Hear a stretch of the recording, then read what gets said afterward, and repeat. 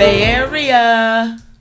Welcome back to SFN News. It's September, and we've got a jam-packed lineup of stories for you today.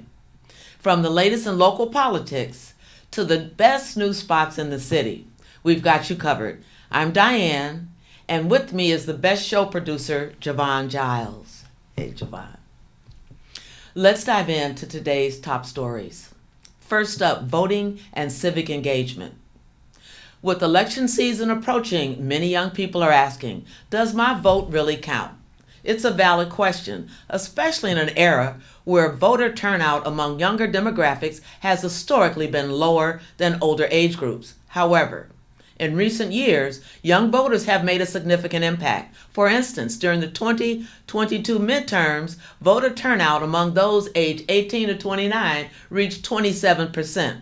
One of the highest rates for this age group in decades. In closely contested races, even a small number of votes can tip the balance. In local San Francisco elections, where decisions are often made by slim margins, your vote could be the deciding factor. If you know someone who's thinking of sitting out this election, remind them that their vote is their voice, or their voice is their vote. In the 2020 presidential election, a Pew Research study showed that 71% of eligible voters turned out. But in local elections, the numbers are often much lower. This means that every vote has even more weight in determining outcomes that directly affect our community. Lastly, if you're talking to someone who's on the fence about voting, ask them to think about the issues that matter most to them. Whether it's housing, education, or the environment, voting is a way to shape the future of our community. In San Francisco, where housing and homelessness are critical issues, local policies can change dramatically depending on who is elected. Plus, there are so many resources available to make voting easier, from mail-in ballots to early voting options, which saw widespread use during the COVID-19 pandemic and continue to be popular. So let's make sure everyone gets to the polls this November, because every vote truly counts. Now, let's turn on our local spotlight. Let's talk food. Super Duper Burgers has just opened a new location at 737 Irving Street, and it's quickly becoming a neighborhood favorite. Known for their juicy, sustainably sourced burgers and hand-cut fries, this spot is perfect for a casual meal. They're open daily from 11 a.m. to 10 p.m., making it a great option whether you're grabbing lunch or a late dinner. Located just a short walk from Golden Gate Park, it's an ideal stop after a day of exploring the park's attractions. Parking in the area can be tricky, but there are metered spots along Irving Street and parking on residential streets. If you're lucky, you might snag a spot in the small lot on the corner of 8th Avenue. And speaking of great eats, there's an exciting new addition to the San Francisco Ferry Building, Nopa Fish, a collaboration between acclaimed chef owner Lawrence Josell and local fishmonger Joe Conte. This delightful seafood restaurant and fish market is open from 11 a.m. to 9 p.m., making it a perfect stop any time of day. Nopa Fish. At Nopa Fish, you can indulge in a variety of classic seafood dishes, chowders and salads, including mouth-watering options like oysters and fish tacos. Plus, you can grab fresh fish or shellfish to take home or enjoy grab-and-go meals crafted from the day's catch. This spot truly has you covered.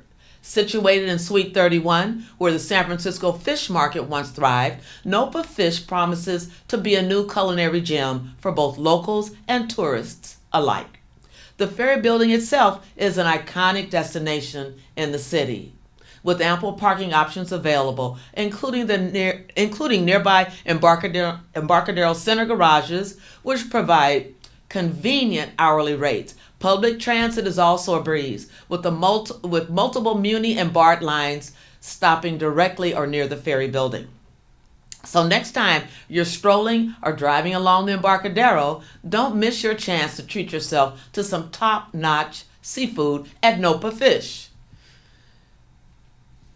As we continue, I want to provide a few updates on community and housing. In housing news, the Home Key program continues to make significant strides in providing temporary housing for those in need. Since its inception, the program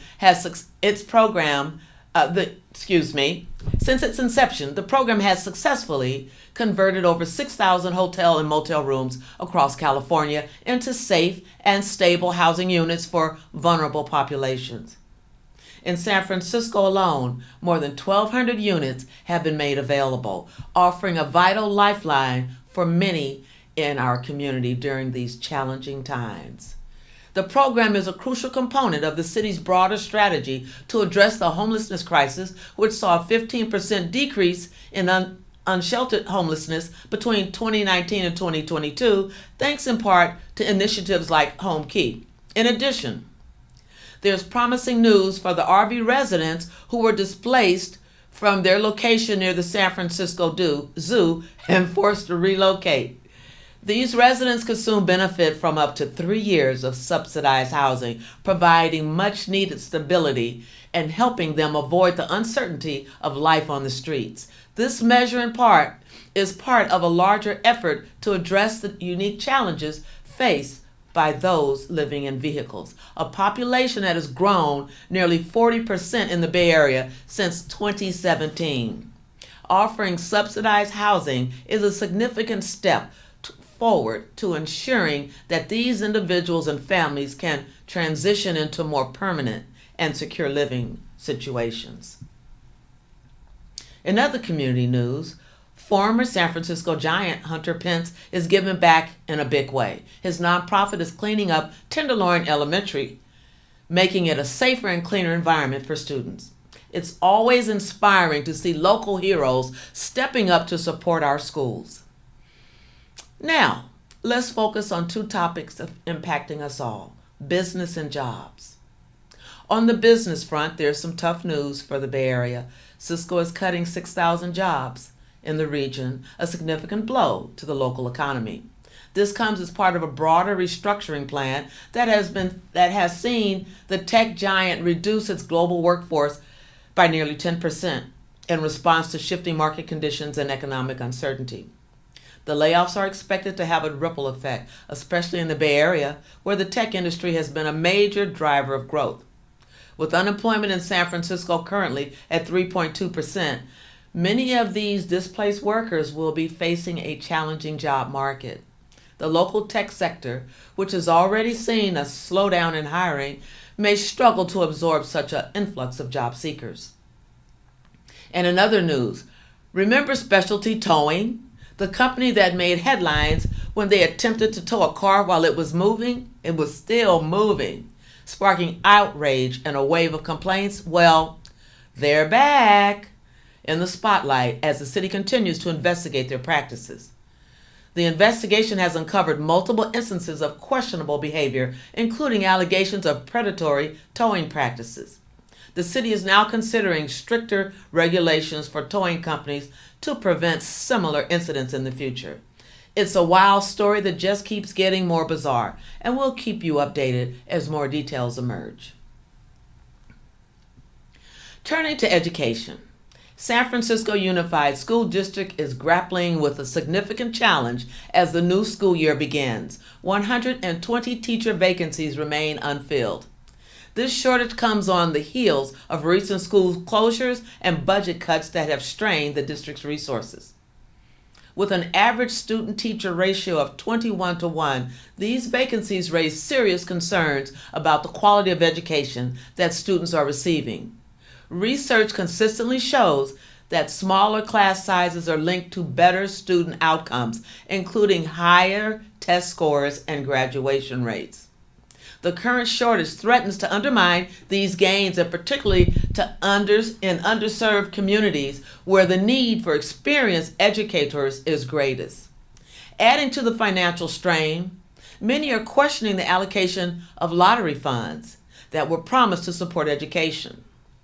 California's lottery was established in 1984 with the intent of supplementing public school funding. However, despite generating over $1.8 billion annually for education, critics argue that the impact argued that the impact on school budgets has been limited, to say the least, accounting for only about 1 to 2% of total funding. As San Francisco Unified School District faces mounting financial challenges, there is a growing demand to revisit how these funds are distributed and whether an increase could help fill critical gaps, such as hiring more teachers or improving educational resources. It's a complex issue that deserves attention as we look for ways to better support our schools and ensure every student receives the education they deserve. With teacher shortages and financial pressures, it's more important than ever to explore all available avenues for funding and resource allocation. As we wrap up this September edition of SFN News, it's clear that our city is constantly evolving with challenges to face and opportunities to seize. Whether it's making your voice heard at the polls, enjoying the latest local hotspots, or supporting our community members in need, there's always a way to get involved and make a difference. San Francisco is a city built on resilience and innovation, and we see that reflected in every story we cover. From the streets of the Tenderloin to the classrooms of our schools, people are coming together to create positive change. Remember, your actions today can help shape a better tomorrow for everyone in our city. Thank you for joining us this month. We'll be back in October with more stories that matter to you and our community. Until then, stay informed, stay engaged, stay active, and stay safe, San Francisco.